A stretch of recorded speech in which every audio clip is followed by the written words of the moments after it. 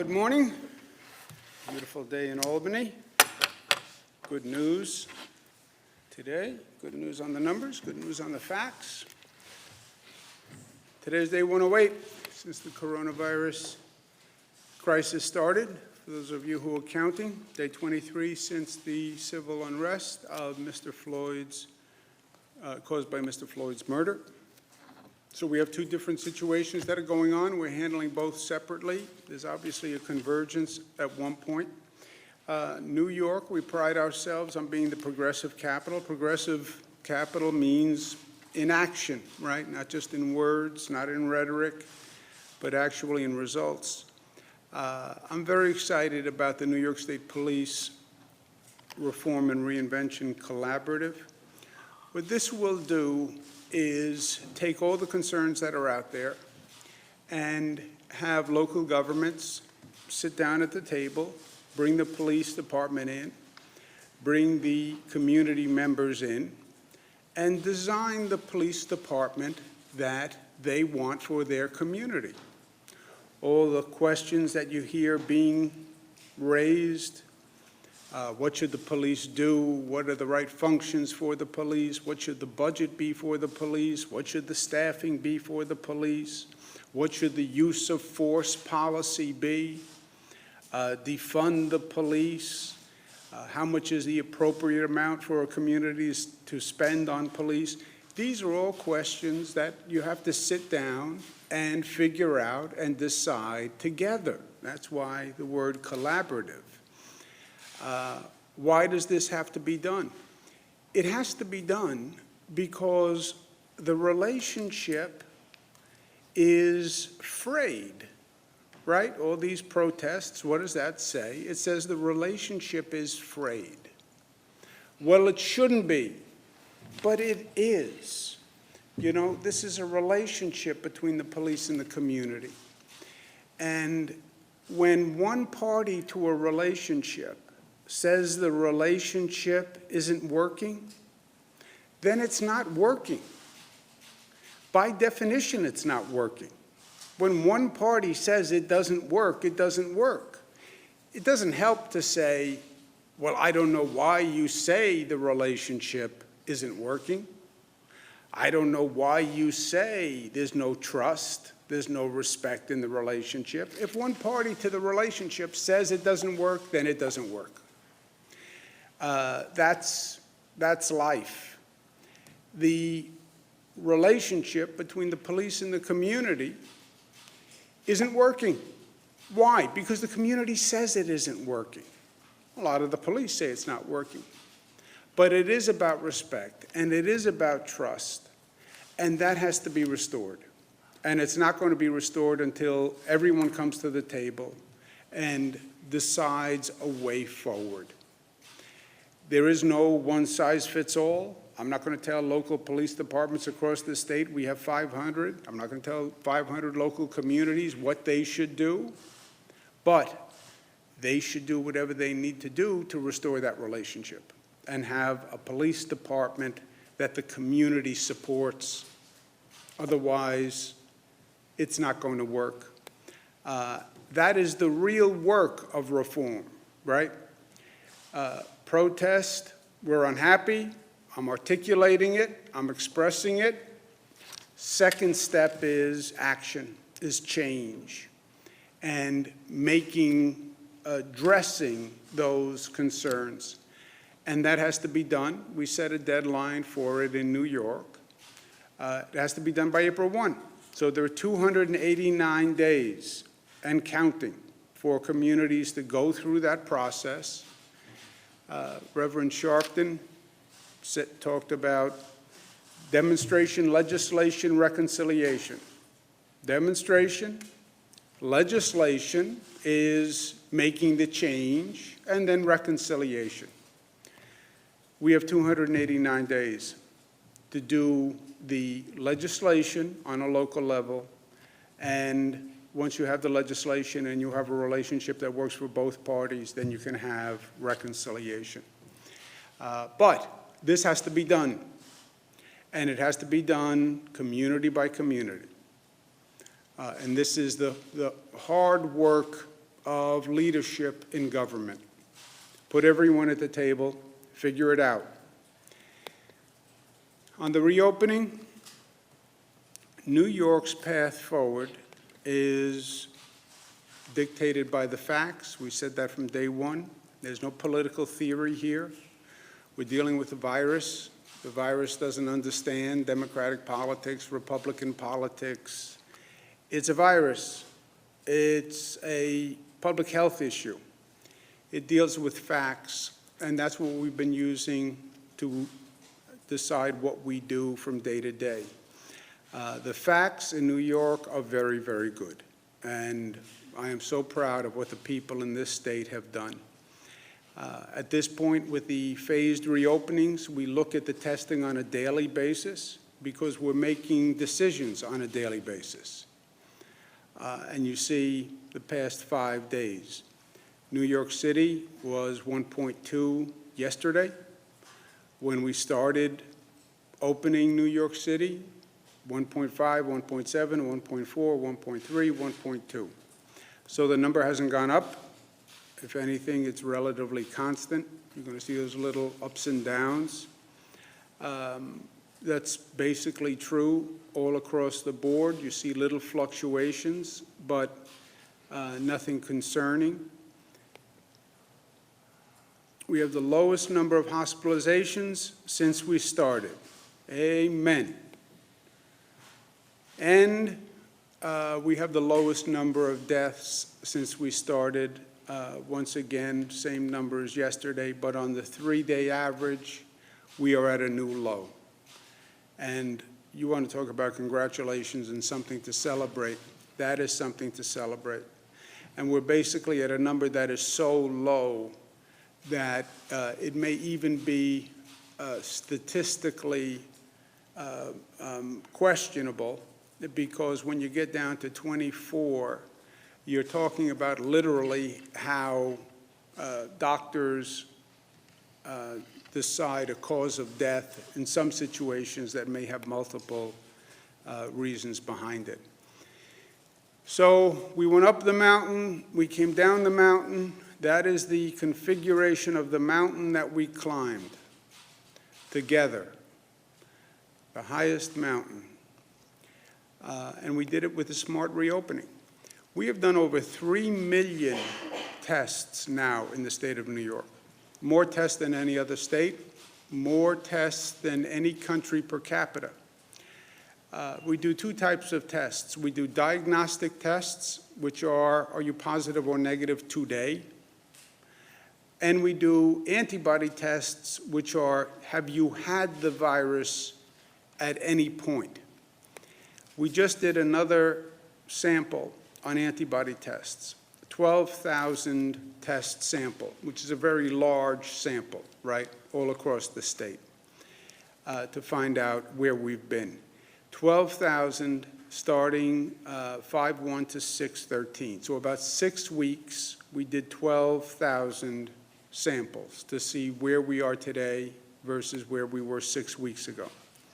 Overall, the number in the state has gone up about a point. Positive, last time we did the survey was 12.3 statewide. It's now 13.4. So statewide, we've gone up a point. New York City has gone up about 1.6%. Long Island has gone up 2.7%. Hudson Valley, basically flat. Mohawk Valley has gone up 2.8%. Western New York, down 2.8%. These numbers are telling and are significant because we watch the numbers. We watch the numbers on a day-to-day basis, but we watch them geographically also. And these are numbers that local communities should pay heed to. New York City, it's not good to see the number going up, but it's manageable. Long Island, we have to watch. Mohawk Valley, we have to watch. And congratulations, Western New York, and the other areas that actually declined. When you look at the increases by race. You see the African-American number is higher, Latino number's higher, and that's something we've been talking about. You further snapshot New York City. You can see the same basic factors and patterns in the numbers borough by borough. Bronx is up, Staten Island is down, Brooklyn is up a little bit, Queens is up a little bit. With these numbers, again, the numbers look very good. Statewide, they look very good for the regions, some areas better than others, but there's always been a variance from region to region. We're going to allow hospitals to accept visitors at their discretion. This was always a balance of public health versus the personal relationships and people who are in hospitals who desperately want to see loved ones and loved ones who want to see people in hospitals. But we're going to allow hospitals to start accepting visitors at their discretion, pursuant to state guidelines that have limited visits, PPE, temperature checks, et cetera. Obviously, we need to be careful, but we'll allow visitors in hospitals. Same thing with group homes. This Friday, the group homes can allow visitors. It is up to the discretion of the group home. They have to tell the state if they're allowing visitors. And again, they have to follow state guidelines, masks, et cetera. We've reviewed the capital region data, and we're going to go to phase 3 tomorrow in the capital region, so we're excited about that. We're excited about the U.S. Open is going to be held in Queens, August 31st to September 13th. It will be held without fans, but we can watch it on TV, and I'll take that. The tennis authority is going to be taking extraordinary precautions, but that's going to occur in Queens. Again, it will be televised, but no fans there. There were two theories on the reopening when we started, and they were just theories, and nobody knew. One theory was we should reopen immediately. This was all overstated. There was nothing to worry about. Just reopen and reopen now. That was a theory. And there were political overtones to the theory, right? And there was a second theory which said you can't reopen right away. You'll increase the spread of the virus. You should phase the reopening, and you should follow the data and the facts on the spread of the virus on reopening. Those were two very different theories. And we had political debates about those two theories. And we had competing demonstrations right here in front of the Capitol. And there'd be one group that said reopen, and you guys would ask questions. Well, they say reopen. Why don't you reopen? Don't you think they're right? And the next day, the other group would come. Don't reopen immediately. Have a phased reopening. And then you'd say, well, why don't you do a phased reopening? Aren't they right? But they were two very different theories. And different states did different things, and different elected officials took different postures and argued two different postures. I said, I think the phased reopening makes more sense. That was my position. And I said it wasn't a political theory. It was a science-based theory because we're dealing with a virus. But we had a political debate. Nobody knew who was right. Nobody knew who was wrong. Well, now you know. Why? Because you tested the theory. You went into a laboratory and you tested it. And some places opened with very little control. And some places opened on a phased reopening that was driven by the data, right? So now we actually know what happened. Now we don't have to say, well, maybe, maybe, maybe. Now you can just look at the numbers. And the numbers say, the results say, that it has been better for public health and better for the economy when you have a phased reopening and you follow the metrics.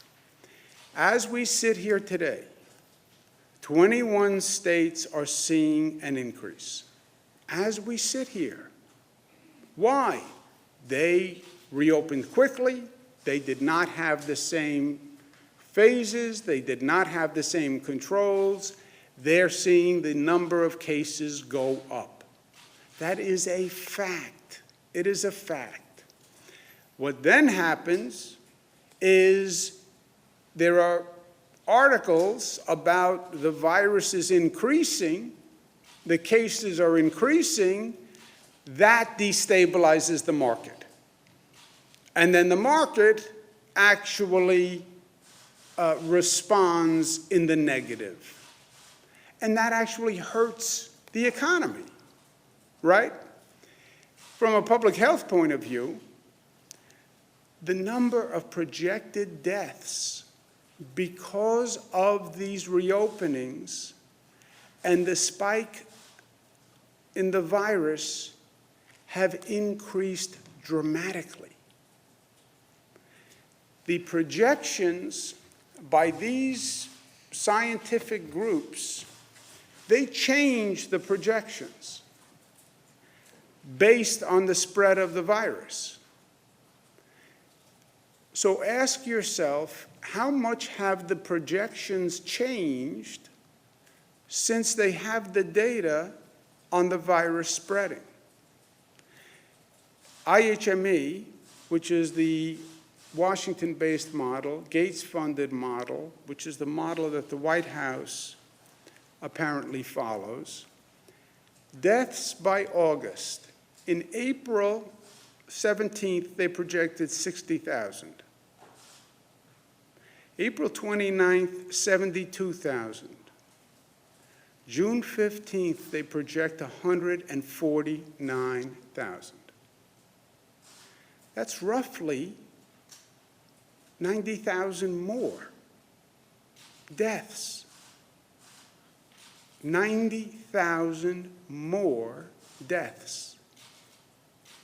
Why? Because the spread of the virus has increased. That's the public health consequence. Why did their projection go from 60 to 149,000? Because the spread of the virus increased. Those are not Democratic numbers. Those are not Republican numbers. Those are just numbers, my friends. And we're not talking about 1,000 deaths. We're not talking about 2,000 deaths. We're talking about tens of thousands of deaths by that projection. Last week, they projected 169,000 deaths by October. Last week. This week, 201,000 deaths. In 1 week, they went up 30,000 deaths. In 1 week. Based on what? Based on the increase in the virus's transmission. That's why the phased reopening was always smarter. And New York State, from a website that is run by the founders of Instagram, they study the rate of transmission of the virus. We had the highest rate of transmission.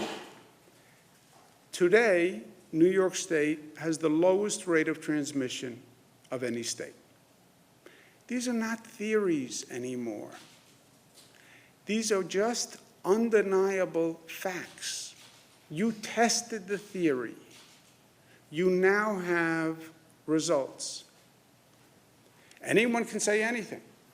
I can sit here and say, I have blonde hair, blue eyes, and a tiny button nose. I can say that. But then I run into a problem, which are the obvious facts that defy what I'm saying. Well, he said he has blonde hair, blue eyes, and a tiny little button nose. Yes, except I'm looking at him and he doesn't. Well, I know, but the governor said he had blonde hair, blue eyes, and a tiny button nose. Now, you can say, governor says he has blonde hair, blue eyes, and tiny button nose. I would say you might want to add a line that says, however, he doesn't, right? So you can have a theory, but then you have facts, and these are facts. So what does it tell us in New York? Stay the course. We were right. We have the lowest rate of transmission. The phased reopening is working. Stay the course. Stay the course means you have to stay smart, and you have to stay responsible, and we all have to stay responsible. We're going to phase 3 in the capital region. Employers, be smart. Store owners, be smart. Employees, be smart. Individuals, be smart. Local governments, be smart and do your job. And to everyone, stay smart, because smart works. Smart normally works in life, by the way. But smart works as a collective, and smart works for society, and smart works for New York. Wear a mask. And be New York tough, smart, united, disciplined, and most of all, loving. Governor, how can people be sure that the information that they share with contact tracing is going to be protected? There's privacy concerns, as well as some people who are worried that their information is going to be shared with ICE or law enforcement. How can people know that it's going to be protected? There is certain information that is not protected, and they're told that when they fill it out. So basic demographic data is not protected, because we want to know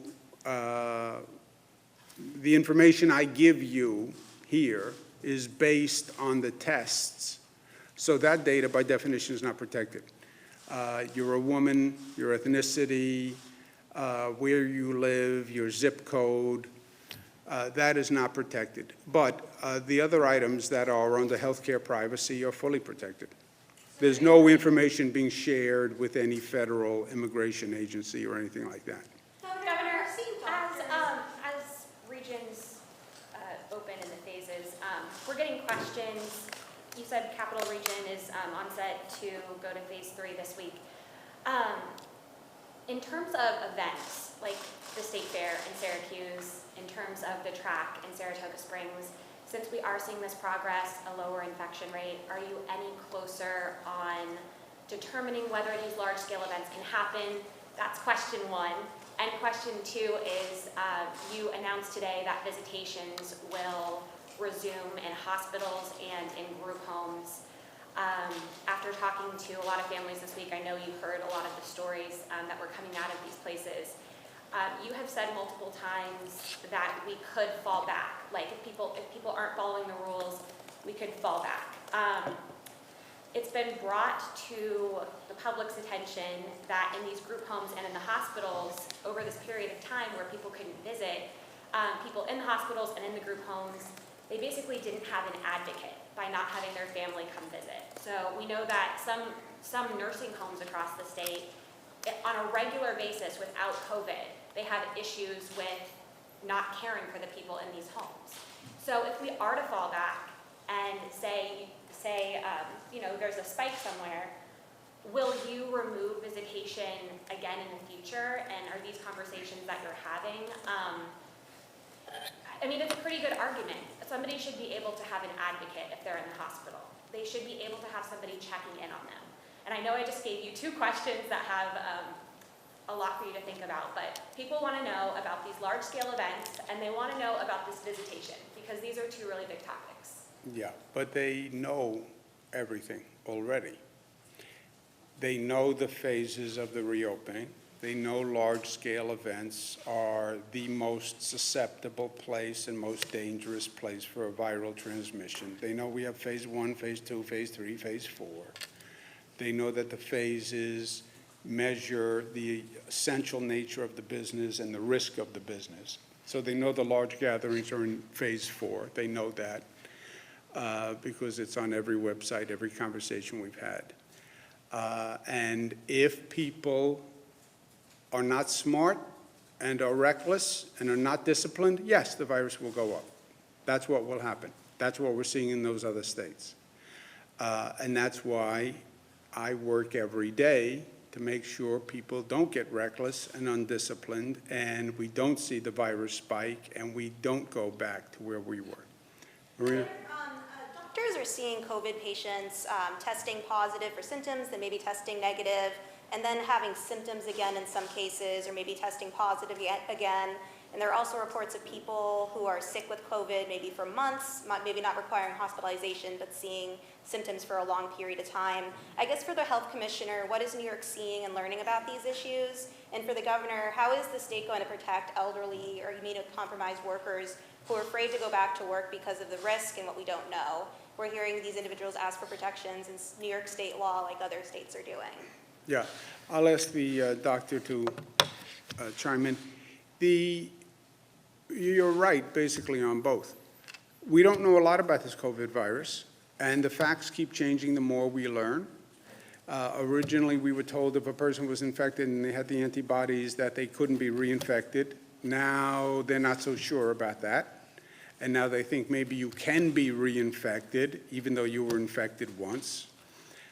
We were told that once you were infected and you had the antibodies, that was basically it. Now we're seeing cases, especially in children, where they got infected, they had the antibodies, and then they had a response after the fact, an inflammatory response. That's the Kawasaki-like syndrome that we're studying. So yes, the facts change the more they learn. And that's why this is nothing to play with, this COVID virus. You know, the people who say it's not a big deal unless you're a senior citizen, don't worry about it. Yeah, that's what they said. And now we have children who have an inflammatory response problem. So I urge everyone caution. There's a lot that we don't know. I would wager that in the coming months, we're going to find other reactions to people who had this virus that they don't yet diagnose and don't yet understand. Dr. Zucker? Sure. So I would add one key point here also, that the fact is that we don't know all the different effects this virus has on all different parts of the body. And when I've spoken with many of the experts, with all the different subspecialists out there, every one of them has said that they are looking within their area of expertise to see if there's anything specific about this virus and how it affects them. Yesterday I had an opportunity to talk to some of the NIH scientists about this also as well, and we're going to learn a lot more as time goes on. We have a lot of patients who have had this. There are many studies going on nationally and internationally to try to get a better understanding. When the end of the year comes, next year comes, we'll have a better understanding of the overall aspect of this coronavirus. Are you supporting, do you think that there should be protections for elderly workers? Can I just answer this question? Yeah, go ahead. If she's got a follow-up, she can go. Well, I just wanted just an answer on the question. I just didn't get one. I was just wondering if you think that elderly or immunocompromised workers should have protections in state law if they're afraid of going back to work. Some other states are passing protections. So I think that we are looking at the issues when it comes to the vulnerable population, whether they're an individual who is elderly, whether it's somebody who has HIV, other immunocompromised conditions, someone's on chemotherapy, and we have taken efforts across society on all of these issues with other challenges that we've had in the past when it comes to individuals with diseases. So I think that we always are concerned about the protections for any individual with this. You mentioned visitation in hospitals, you mentioned visitation in group homes. Is it safe to assume that nursing homes are not included in this, that you're going to... They're not included in this, no. And why not? We're still studying it. There's still a high risk. And when the health department advises me that it's safe, we'll do it. I understand the demand, I understand the desire, but the health department doesn't think the reward justifies the risk at this point. Is that right? We are studying that right now. At what point do you anticipate having some sort of conclusion? So what we are doing at this point is we know we had a pilot program for the hospitals. We're taking all the information that we gained from the hospital pilot program, and we are looking at how that would apply to other populations, to other groups, nursing homes, as well as other facilities. Is it possible to have a pilot program for nursing homes at some point? But we're looking at all the different options. Dan? Sorry, just a question for Dr. Zucker or you, Governor, if you want to answer it. Do you have an update on your investigation into nursing homes with the AG's office? Have you found anything in particular that you can report as a county? We're working with the AG's office on this. We've had an incredible number of inspections into all of the nursing homes, in the hundreds. Whenever there's an issue, we raise this, we go in there, we do whatever is necessary, and take all to the fullest extent of the law, do what we have to do to make sure the individuals in those nursing homes are safe and they have a Bernadette? Bernadette, Excuse me one second. Excuse Do you me. think it's right for people not to be able to have an advocate to go check on them in the nursing home? I think everybody should have an advocate. Bernadette? So you think visitation should be allowed then in nursing homes? I Because don't that's think they basically- should have an advocate that could kill them or someone else. I wouldn't Well, call that an advocate. What if they wear Go ahead. PPE and a I'm sorry. mask? Bernadette had a question. Go ahead. Well, like, if you can answer that if you want. Go ahead. Okay. So, should children in New York City be allowed to play in playgrounds? There's been multiple videos of councilmen, state elected officials who have been cutting bolts and allowing kids to play, and these elected officials are saying there's some sort of hypocrisy going on here because if people are allowed to congregate in large settings like the protests that we've seen and also on beaches, why shouldn't kids be allowed to play? And Mayor de Blasio, do you think that he should open up these city parks, and you do support that? Yeah, playgrounds are a decision that would vary across the state. Different regions are in different situations.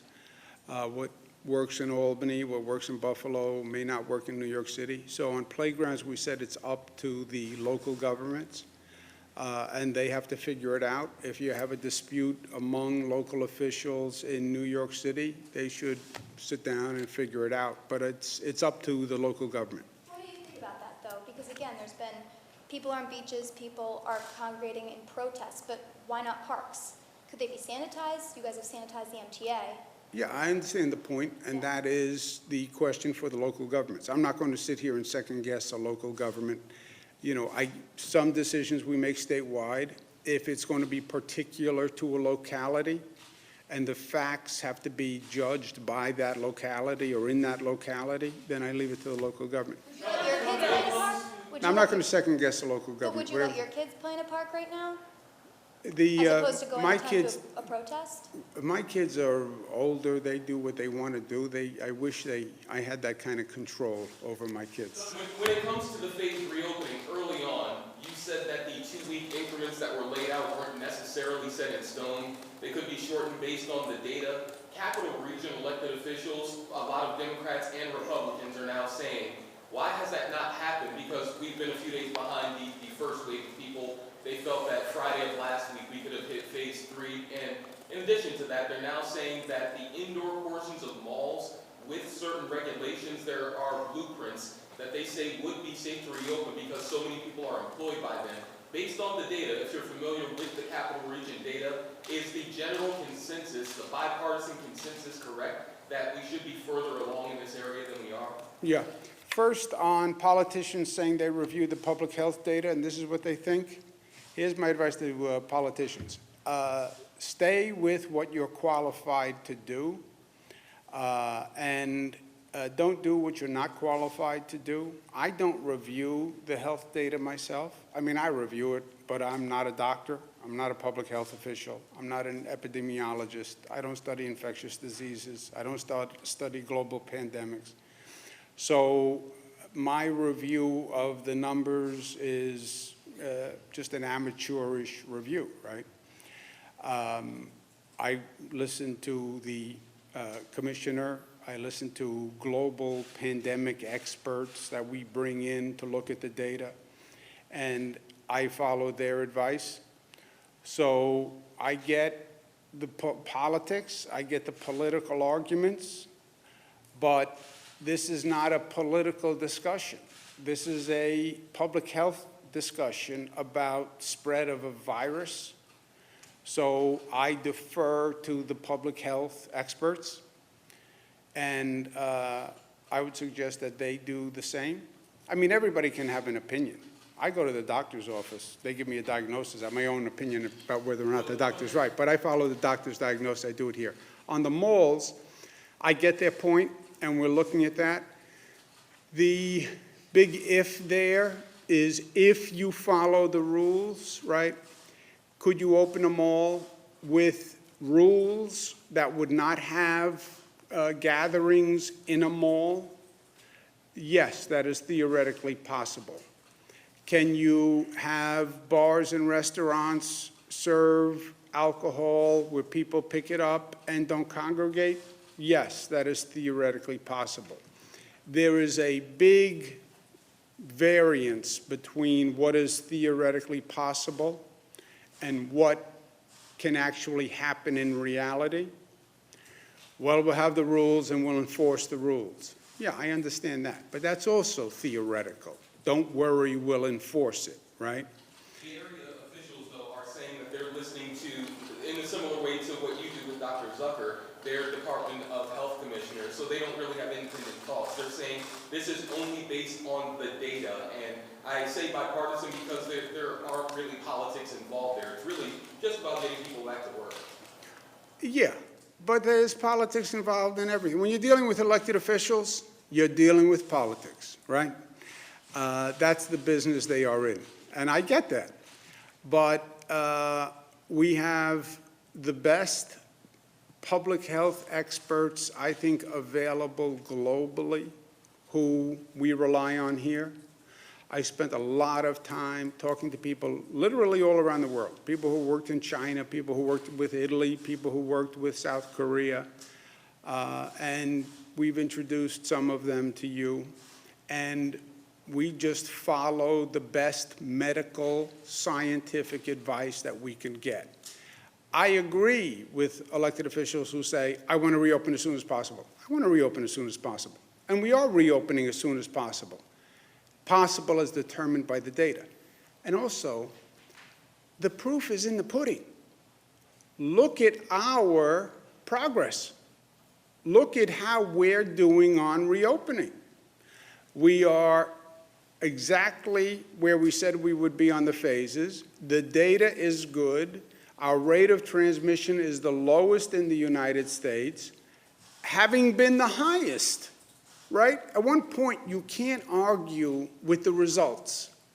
That was my point earlier. Well, this one thinks this one thinks this one says this one says that. Yeah, I know.